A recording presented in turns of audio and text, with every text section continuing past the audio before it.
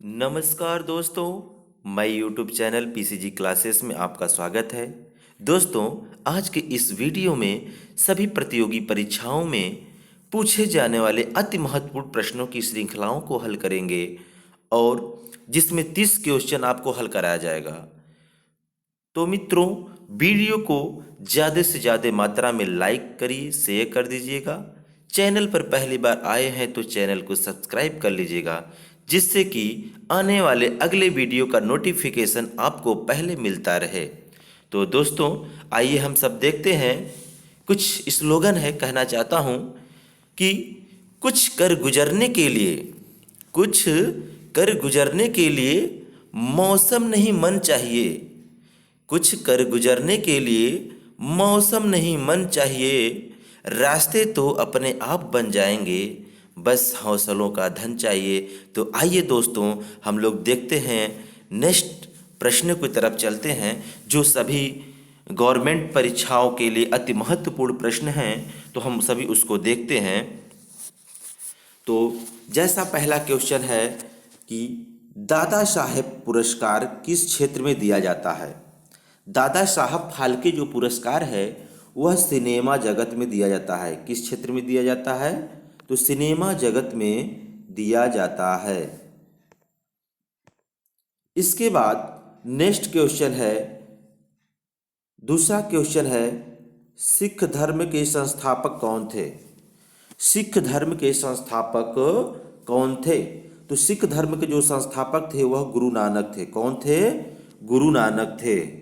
सिख धर्म के संस्थापक कौन थे? गुरु नानक थे।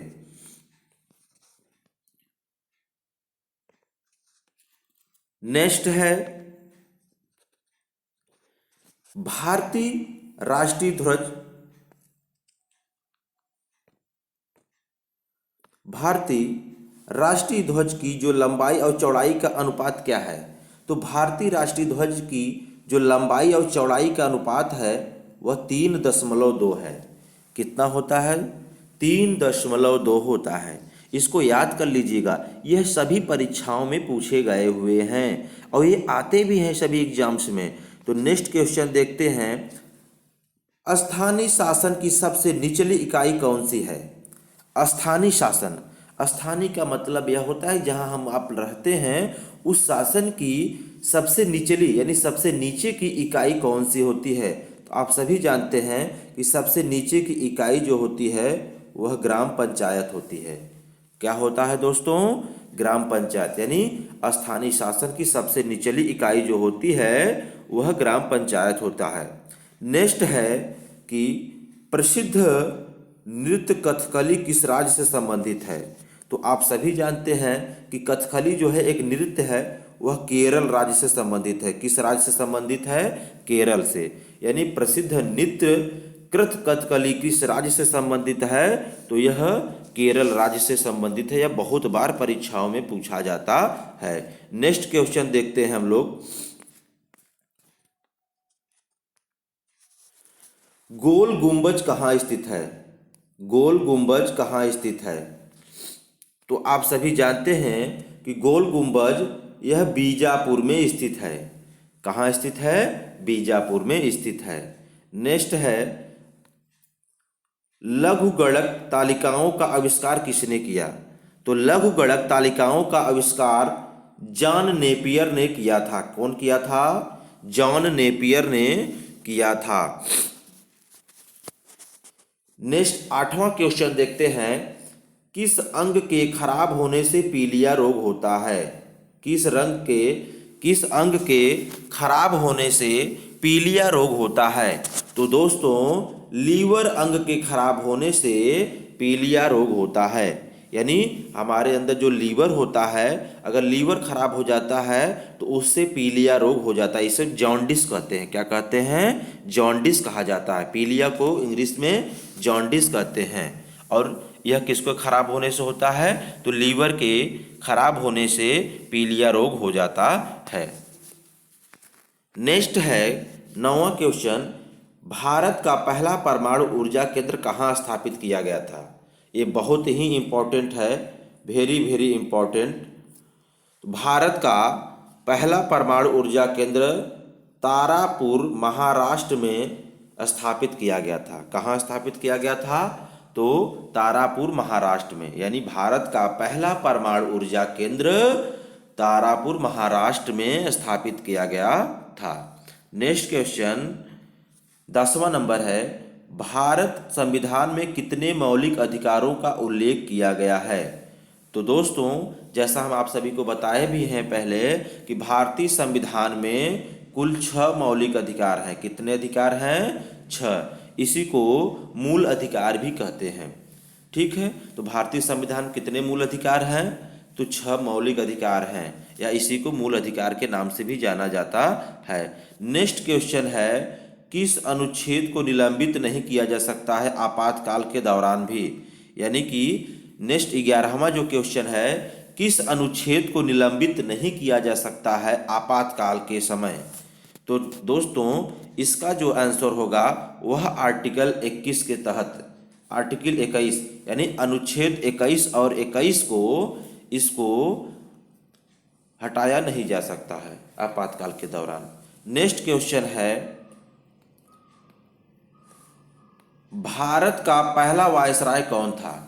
तो दोस्तों, आप सभी जानते होंगे कि भारत का पहला वायसराय लॉर्ड कैनिंग थे। कौन थे? Lord Canning. भारत का पहला वायसराय लॉर्ड कैनिंग थे। नेक्स्ट क्वेश्चन, भारत के राष्ट्रपति बनने के लिए न्यूनतम आयु कितनी चाहिए? यहाँ पे पूछा जा रहा है न्यूनतम आयु कितनी होनी चाहिए।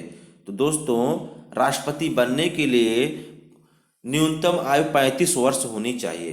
भारत का राष्ट्रपति बनने के लिए आपकी आयु कितनी होनी चाहिए? 35 वर्ष। ठीक। नेक्स्ट क्वेश्चन, नीति आयोग का गठन किसके स्थान पर किया गया है? नीति आयोग का गठन किसके स्थान पर किया गया है? तो योजना आयोग के स्थान पर नीति आयोग की स्थापना की गई है। योजना आयोग के स्थान पर नीति आयोग का गठन किया गया है। नेक्स्ट क्वेश्चन 15 नंबर, भारतीय संविधान में रिट कितने प्रकार की होती है? भारतीय संविधान में रिट कितने प्रकार की होती है? तो 5 प्रकार की होती है। भारतीय संविधान में रिट कितने प्रकार की होती है? तो भारतीय संविधान में रिट 5 प्रकार की होती है। नेक्स्ट क्वेश्चन है कि भारतीय संविधान में कुल कितने मौलिक अधिकारों का उल्लेख किया गया है? भारतीय संविधान में कितने मौलिक अधिकारों का उल्लेख किया गया है? तो दोस्तों, आप सभी को जानते होंगे कि मौलिक अधिकार कुल भारतीय संविधान में कुल मौलिक अधिकार 11 हैं। ठीक है, तो कितने हैं? 11 हैं। मौलिक कर्तव्य कितने हैं? 11 हैं। मूल अधिकार आपको हमने पहले बताए हैं कि मूल अधिकार कुल कितने हैं? 6 हैं। मूल अधिकार कितने हैं? 6 हैं। लेकिन मौलिक कर्तव्य कितने हैं? 11 होते हैं। ठीक है। नेक्स्ट क्वेश्चन, भारतीय संविधान में राष्ट्रपति के चुनाव की पद्धति को किस देश से लिया गया है? तो यह दोस्त लिया गया है आयरलैंड से। भारतीय संविधान में राष्ट्रपति के चुनाव पद्धति को किस देश से लिया गया है? तो यह आयरलैंड से लिया गया है। ठीक। नेक्स्ट है, भारत की राष्ट्रपति की शपथ को कौन दिलाता है? यानी राष्ट्रपति की शपथ कौन ग्रहण कराता है? तो भारत के मुख्य न्यायाधीश कराते हैं। माने भारत के उच्चतम न्यायालय के मुख्य न्यायाधीश, सुप्रीम कोर्ट के मुख्य न्यायाधीश जो होते हैं वही राष्ट्रपति को क्या करते हैं? शपथ दिलाते हैं। नेक्स्ट है 19 नंबर, भारतीय संविधान के किस अनुच्छेद में राष्ट्रीय आपातकाल के लिए प्रावधान है? यह जो है आर्टिकल यानी अनुच्छेद 352, आर्टिकल 352 के तहत यह बताया गया है कि भारतीय संविधान के में राष्ट्रीय आपातकाल, जिस समय भारत में आपातकाल की स्थिति बनती है तो उस समय आर्टिकल 352 के तहत शासन लगाया जा सकता है। नेक्स्ट है कि भारत के राष्ट्रपति द्वारा उच्च सदन के यानी राज्यसभा के कितने सदस्य भारत के राष्ट्रपति द्वारा मनोनीत किए जा सकता है? तो यह 12 सदस्यों को मनोनीत कर सकता है राष्ट्रपति। यानी राष्ट्रपति जो होता है वह उच्च सदन यानी कि राज्यसभा में राज्यसभा के 12 सदस्यों को जो है मनोनीत कर सकता है। और अगर ये आपसे पूछा जाए कि राज्यसभा के पदेन सभापति कौन होते हैं, तो उपराष्ट्रपति होते हैं। कौन होते हैं? उपराष्ट्रपति होते हैं। ठीक है, उपराष्ट्रपति होते हैं।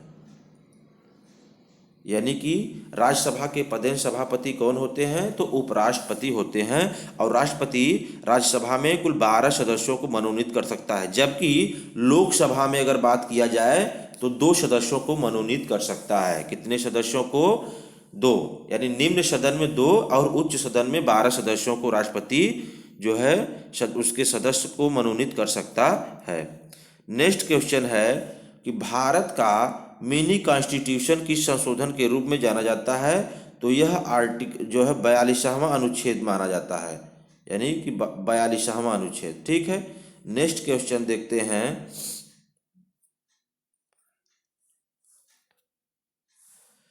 22, जम्मू और कश्मीर राज्य विधानसभा का कार्यकाल कितने वर्ष का रहता है? तो यह 6 वर्षों का होता है। यानी जम्मू और कश्मीर राज्य विधानसभा, जैसे अपने यहाँ अभी देख रहे हैं राज्य की विधानसभा का चुनाव जस्ट ही बीता है, हो सकता है आज रिजल्ट भी आ जाए जो है सभी का। तो यह जो है हम लोगों के यहाँ राज्य जो विधानसभा का जो कार्यकाल होता है, जैसे उत्तर प्रदेश और अन्य स्टेटों का, तो वह 5 सालों का होता है, 5 वर्षों का होता है। जबकि जम्मू और कश्मीर राज्य विधानसभा का कार्यकाल जो होता है वह 6 वर्षों का होता है। ये बहुत इंपॉर्टेंट है, इसको तैयार कर लीजिएगा आप लोग। नेक्स्ट है,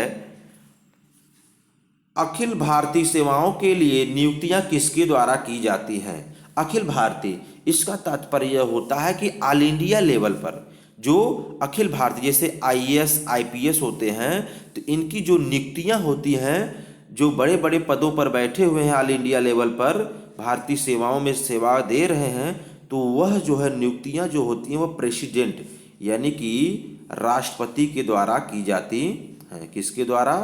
राष्ट्रपति के द्वारा इनकी नियुक्तियां जो है वह राष्ट्रपति, जैसे जनरल अटार्नी हो गए, भारत के मुख्य न्यायाधीश हो गए। ठीक है, इस सब के जो पदों पर जो है जो नियुक्ति की जाती है वह राष्ट्रपति के द्वारा की जाती है। नेक्स्ट क्वेश्चन है, शारदा अधिनियम किससे संबंधित है? वेरी इंपॉर्टेंट है मित्रों, इसको तो जरूर तैयार कर लीजिएगा आप लोग। शारदा अधिनियम जो है यह बाल विवाह से संबंधित है। पहले क्या हुआ होता था मित्रों कि शादी जो है बाल्यावस्था में ही जो है 13, 14, 12, 13 वर्ष की अवस्था में ही बच्चों का विवाह कर दिया जाता था। तो इसको रोकने के लिए एक अधिनियम लाया गया जिसे हम लोग शारदा अधिनियम के नाम से जाना जाता है। तो यह किससे संबंधित है? तो बाल विवाह से संबंधित है। नेक्स्ट है, नीति आयोग के अध्यक्ष कौन है? नीति आयोग के अध्यक्ष कौन है? तो आप सभी जानते हैं कि नीति आयोग, पहली बात तो नीति आयोग जो है यह योजना आयोग के स्थान पर नया आयोग बना है। नीति आयोग जो है यह योजना आयोग के स्थान पर बना हुआ है। इसके अध्यक्ष जो होते हैं वो प्राइम मिनिस्टर होते हैं, यानी प्रधानमंत्री होते हैं। कौन होता है? प्रधानमंत्री जी होते हैं। इसके अध्यक्ष यानी नीति आयोग या योजना आयोग के जो अध्यक्ष होता है वह प्रधानमंत्री होते हैं। इस समय आपसे पूछा जाए कि भारत के प्रधानमंत्री कौन है? माननीय नरेंद्र मोदी जी हैं नीति आयोग के अध्यक्ष। ठीक, नेक्स्ट क्वेश्चन है, किस ग्रह को बौना ग्रह माना जाता है? तो प्लूटो को बौना ग्रह माना जाता है। प्लूटो ग्रह को बौना ग्रह माना जाता है। वर्तमान में कुल ग्रहों की संख्या 8 है। वर्तमान में कुल कितने ग्रह हैं? 8 ग्रह हैं। पहले 9 थे, प्लूटो को हटा दिया गया है। ठीक है, वर्तमान में कुल 8 ग्रहों की संख्या जो है वह 8 है। ठीक है, और यदि आपसे पूछा जाए कि सबसे छोटा ग्रह कौन है, तो वह बुध ग्रह होता है। सबसे छोटा ग्रह कौन होता है? बुध। और किन, अगर ऐसे प्रश्न आ जाए किन 2 ग्रहों के कोई उपग्रह नहीं है, तो वह बुध और शुक्र ग्रह के कोई उपग्रह नहीं है। बुध और शुक्र ग्रह के कोई उपग्रह नहीं है।